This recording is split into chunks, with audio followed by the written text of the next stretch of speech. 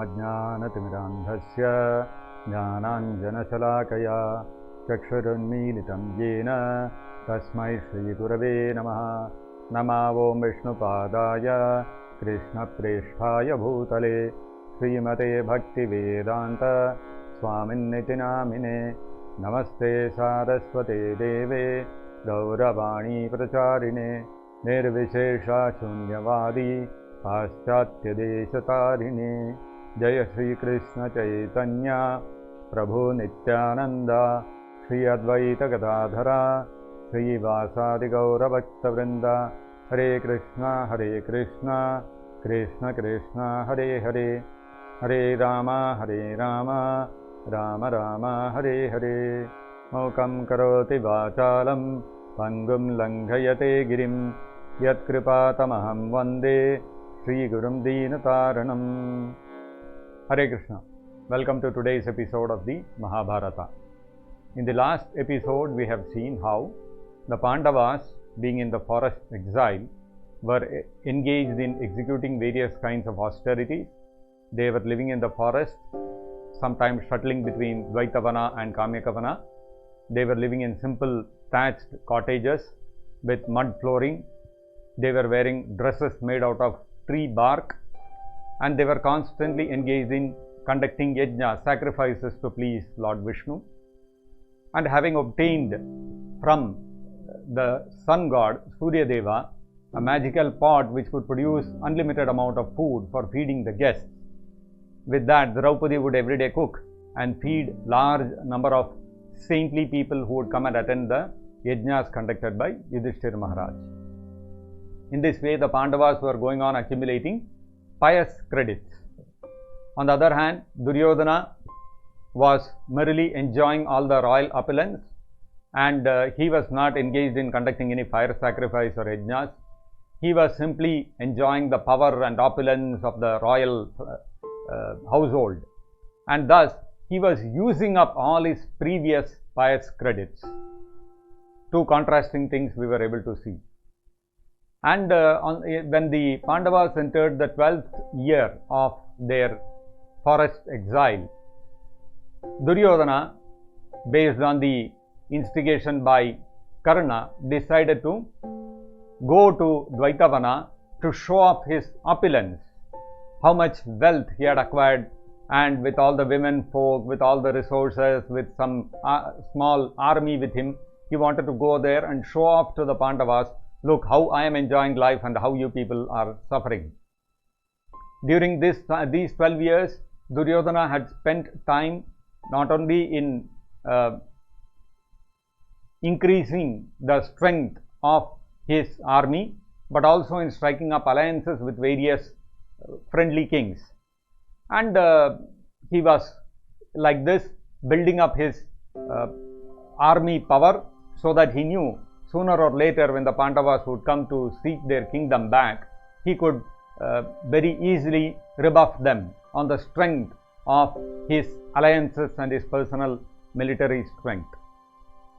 Now when Duryodhana heard this proposal from Karna that it is good to go and show off to the Pandavas and rub salt on their wounds, it appealed very much to Duryodhana, because we all have seen how Duryodhana is very envious by nature, and he liked to insult the Pandavas, although there was no fault on their side. Now, for Duryodhana to go to Dvaitavana, an excuse was needed.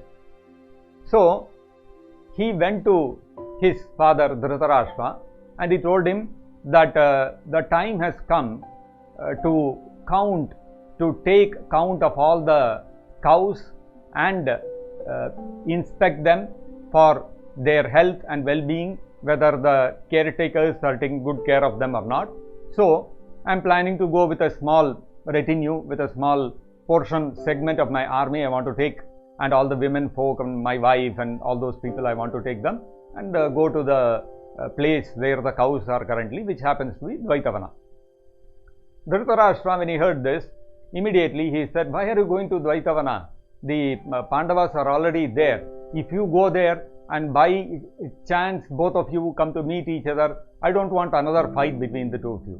So why you have to go? send some important minister or general or somebody like that. Why do you have to personally go? But then Duryodhana was adamant. He wanted to go himself, although he could not openly express it to Dhritarashtra. Then Shakuni also supported Duryodhana and told Dhritarashtra, why we will go to the Pandavas? They are already in forest exile. They are practically nobody now. Why will we go to them? Forget it. We are going for our other purpose. We will keep away from them. So Dhritarashtra finally relented and he said, okay, if you want to go, we are very insistent, you go, but don't trouble the Pandavas. That was Dhritarashtra's viewpoint. Now, having got Dhritarashtra's permission, Duryodhana took off with his small army, few horses, few foot soldiers, and some chariots, like that. Few means a few thousands, not that small also.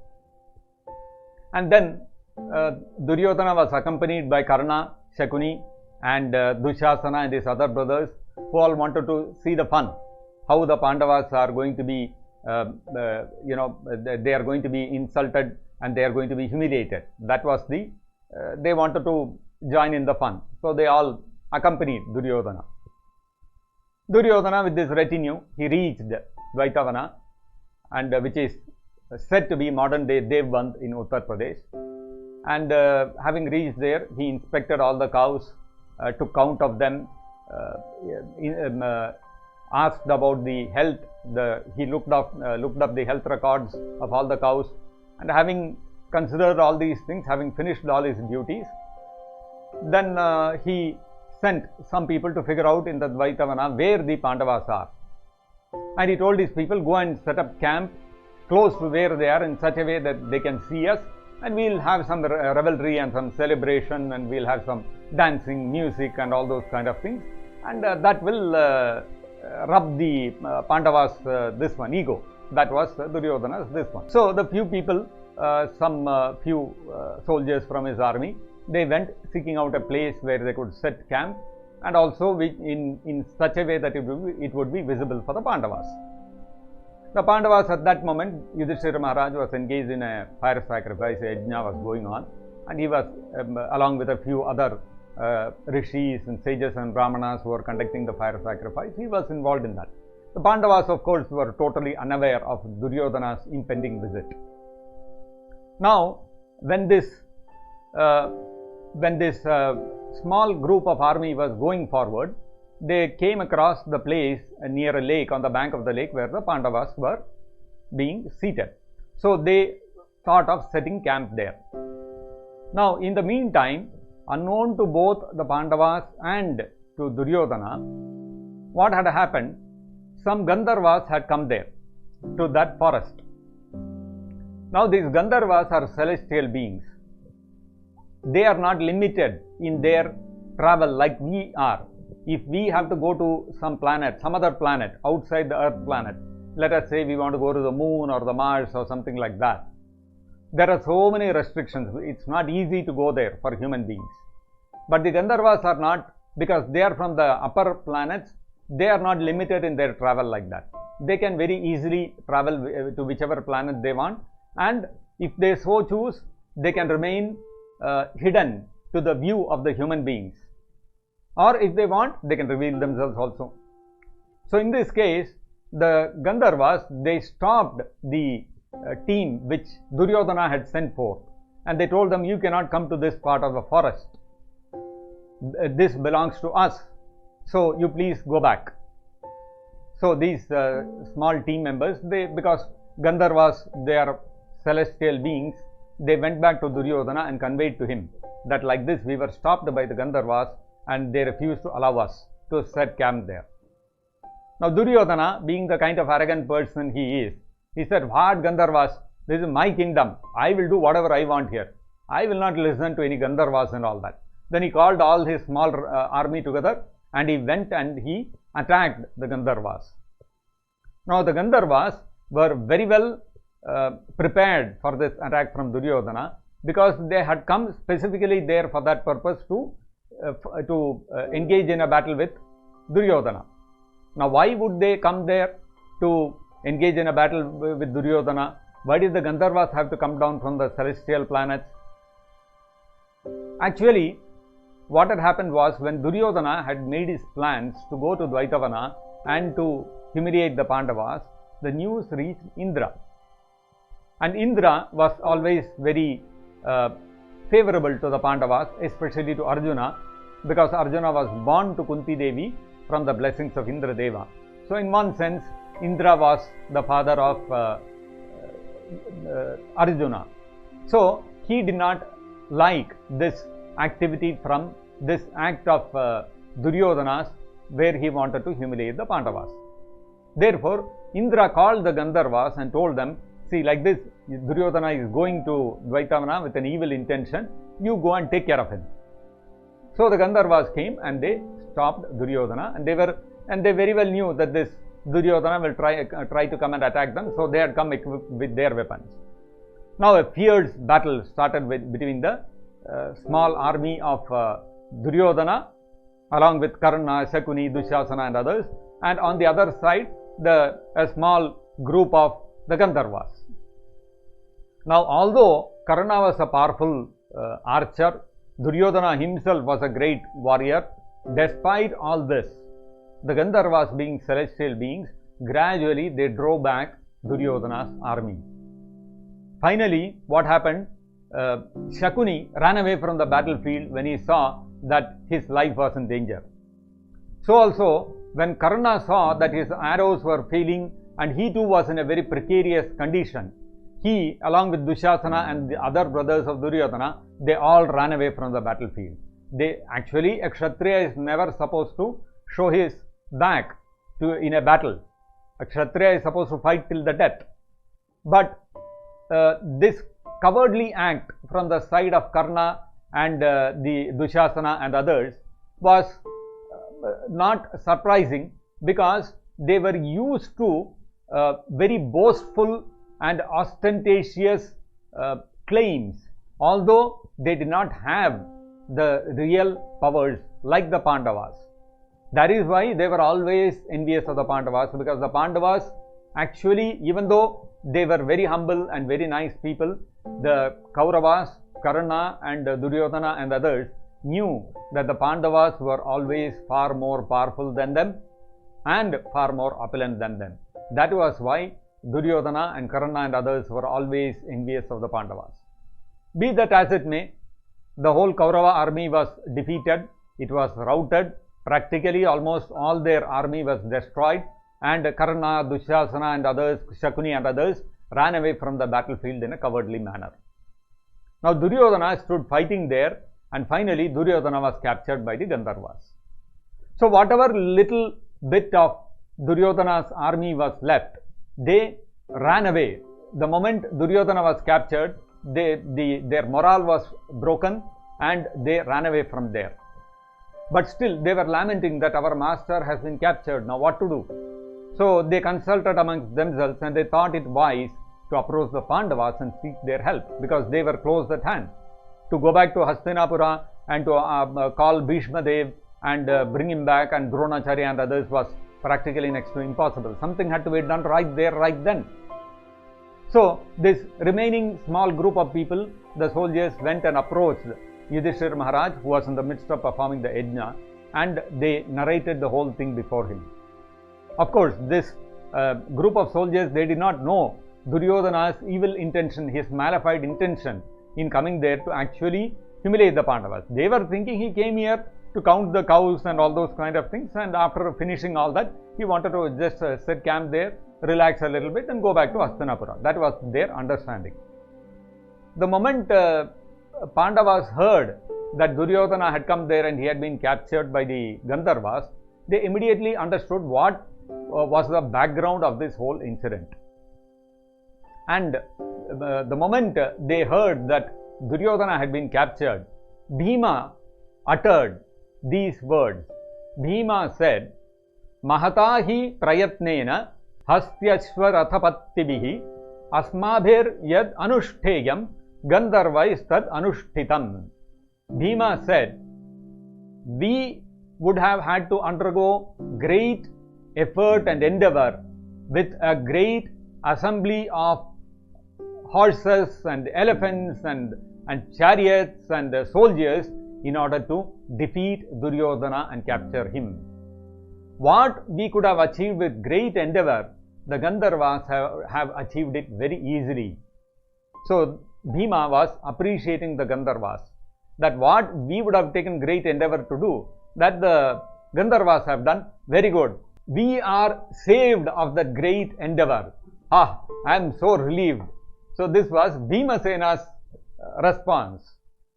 But then Yudhishthira Maharaj immediately he stopped Bhimasena and told him, no, we should not talk like this. Right now these people have come and surrendered to us. They have taken our shelter. And as Kshatriyas, it is our duty to protect anyone who comes and takes shelter of us. Not only that, Yudhishthira Maharaj told Bhimasena, we may have some internal quarrel with Duryodhana. That is our family quarrel. Now, as far as we are concerned, within the family, they may be 100 brothers and we may be 5 brothers. But if there is an external person coming to attack us, then we will be 105 brothers.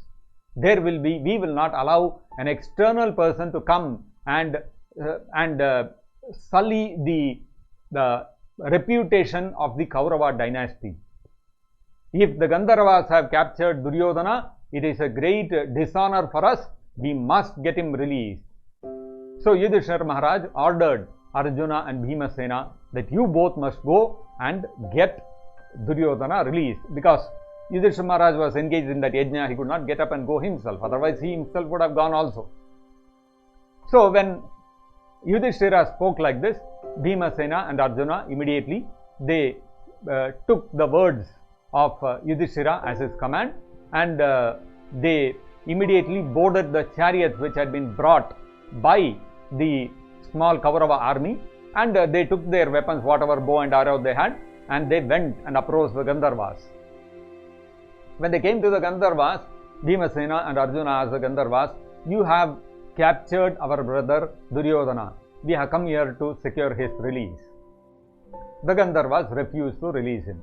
They said, we are not going to release him. Then Arjuna and Bhimasena said, then you have to fight with us.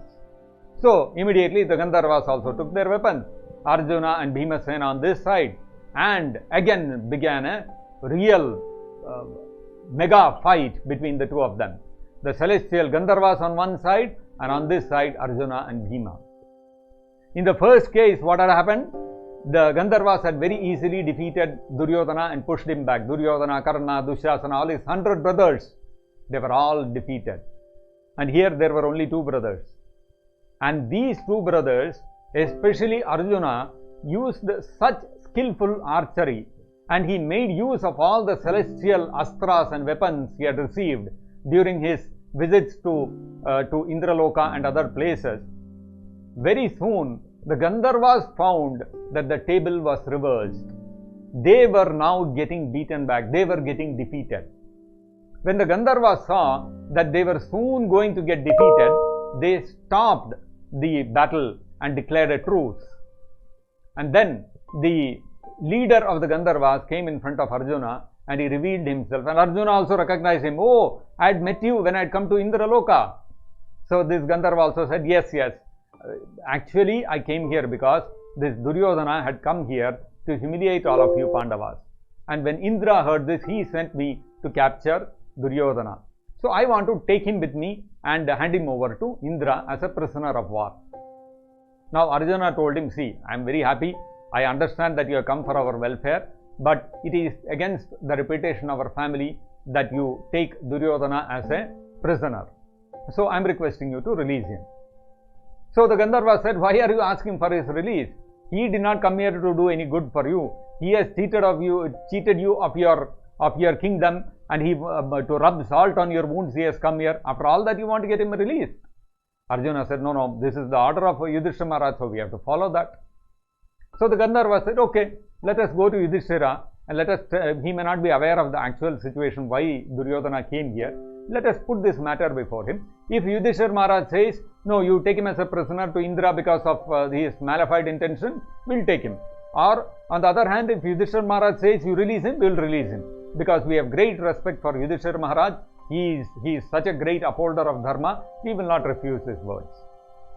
So the Pandavas, so the Arjuna and Bhimasena took the Gandharvas to Yudhishthira Maharaj, introduced them, and then the Gandharva leader informed Yudhishthira Maharaj of the malified intention of Duryodhana in coming there to actually humiliate the Pandavas. So then finally the Gandharva said, Indra himself sent us here to prevent such a humiliation of you Pandavas at the hands of Duryodhana. So now we have captured him, we want to take him as a prisoner to Swarga. So Yudhishthira Maharaj said, no, I understand what you have done, that you have done us a favor by preventing Duryodhana from his evil deed, but at the same time, Duryodhana is still part of our Kaurava clan, and if you capture him and take him like this, it will be a great humiliation for our dynasty. Not only that, his people have come and taken shelter of us, so as Kshatriyas, it is our duty to provide shelter to them and to rescue Duryodhana. We cannot refuse our shelter to people who have come and surrendered to us. So I request you to please release Duryodhana. So then the Gandharva, smilingly, he praised Yudhishthira Maharaj for his great virtuous qualities, and he released Duryodhana, and very amicably the Gandharvas parted with the Pandavas and went back to their planet. Now Yudhishthira Maharaj, he spoke to Duryodhana, pacified him with some good words, and then he told Duryodhana, please don't do such kinds of bad things, wrong things. Please don't try to engage in evil acts like this, which are actually sinful and which will anyway bring you disrepute. Why do you want to do these kind of things? So you please go home and take care of the kingdom. We are not interfering in all that. You go and take care. Like that, Yudhishthira Maharaj released Duryodhana. Now Duryodhana went back to his camp with a heavy heart. What he had set out to achieve, he had achieved exactly the opposite. He had set out to humiliate the Pandavas. On the other hand, he got humiliated by the Pandavas, and the Pandavas had to come to rescue him. All his army, his power, his brothers, Karna, Shakuni, none of them could come to his help. The Pandavas had to come and help him and rescue him. What greater humiliation can there be than this? So Duryodhana was very despondent and came back to his camp. By then, those people who had run away, Karna, Shakuni, Dushasana and the others, they came back to the camp and they saw, oh, Duryodhana has come back. They were all very relieved. They were thinking, we all somehow ran away from the battlefield, but Duryodhana kept on fighting. We don't know what would have happened to him. Maybe the Gandharvas had killed him. They were thinking like that. But when they saw that Duryodhana escaped, they were very happy. But then they were seeing Duryodhana is very despondent.